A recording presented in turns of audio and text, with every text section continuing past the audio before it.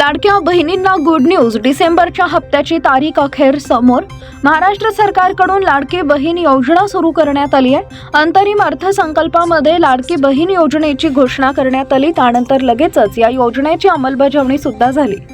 जुलैपासून लाडक्या बहिणींच्या खात्यात पैसे जमा होण्यास सुरुवात झाली. या योजनेअंतर्गत दर महिन्याला 1,500 रुपये लाभार्थी महिलांच्या खात्यात जमा करण्यात येतात.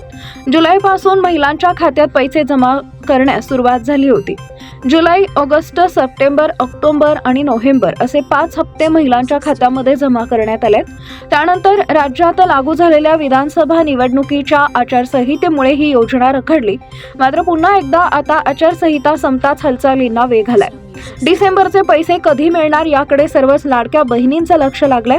त्यांच्यासाठी आता दिलासादायक बातमी आहे, ती म्हणजे डिसेंबरचे पैसे आता येत्या 2 ते 3 दिवसांमध्ये महिलांच्या खात्यात जमा होण्याची शक्यता आहे. याबाबत भाजपा नेते सुधीर मुनगंटीवार यांनी देखील माहिती दिली आहे. लाडकी बहीण योजनेचे पैसे येत्या 2 ते 3 दिवसांमध्ये मिळतील असं त्यांनी सांगितलं.